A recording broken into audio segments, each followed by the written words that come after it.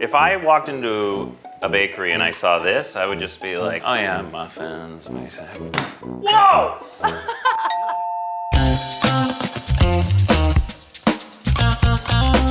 I'm about to meet with Georgie, a young lady who's passionate about baking and wants to start her own cafe. Well, I'm gonna give her some tips to being a successful entrepreneur in exchange for a cake for my wife's birthday. I'm Georgie. I pretty much grew up in the kitchen with my mom. Having a cafe would be amazing. This has been a very big year for me so far. I got married in May. I bought my first home in June. Quit my 9-to-5 safe job and go and pursue the dream that I've sort of always been hesitant to actually fulfill. It felt like the right scary choice to make. I hope Scott can help me with some business advice.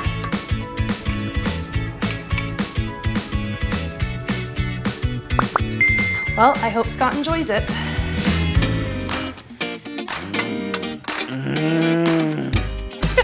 So tell me, what is this? This is actually my mom's recipe for cheesecake. So it is a lemon cheesecake, and I made a raspberry sauce for the top. That's pretty good. So what do you do now? Well, as of last Thursday, nothing. I just left my job of 10 years. So you decided to quit? The dream of baking or owning my own cafe has always just been sitting in the back of my mind. Being a business owner is very different than being an employee. The rewards of actually creating something new or progress, taking ownership for that accomplishment, beats everything else out. That's what I want. I've worked so hard for other people, and I've been very happy doing it. I want to do it for myself. You've got the entrepreneurial seed, and now you're ready to grow it. Yep. Tell you what, we'll make a deal. You help me make a cake for my wife's birthday, and I will give you the entrepreneurial fast track lesson of your life. Hopefully my advice will be as good as your cheesecake. Okay, so tell me about this cake that we're gonna make today.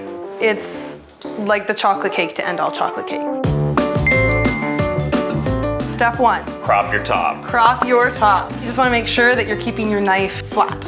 I don't know. I think I'm a pretty good student here. Oh Check this my. out. Oh, crushed it.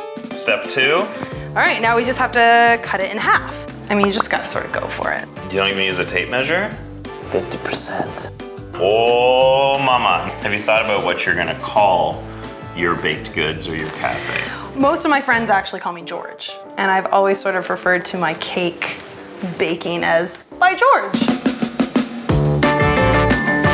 The first thing you need to do if you're going to be serious about starting a business is we need to talk about your goals, and we need to get this honed in. Okay. If you want your goals to become a reality, make SMART goals. It needs to be specific, measurable, attainable, realistic, and time-based. And although it's kind of scary, the sooner you start, the better the chances of success are, right? Yeah. There are a lot of books and online resources that you can use to help focus you as a business person. Right.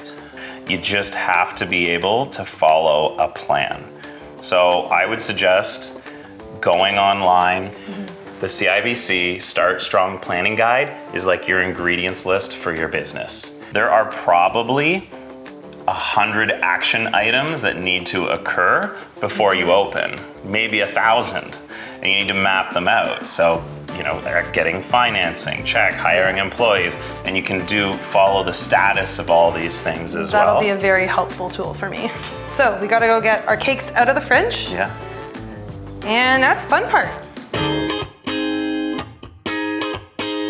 Baking 101, I'm gonna teach you how to do a rosette. You just squeeze and spin in a circle, and Okay, that's it. That's it. Oh boy, first rosette ever in my life. Are you ready for this? That's my first, maybe the best rosette I've ever seen. I'm just saying. Look at this thing. Sabrina's not even gonna believe that I made this cake. Welcome to the Entrepreneur Club. Thank you. And Sabrina, brace yourself. Here comes the cake of all cakes. Happy birthday to you. Ready?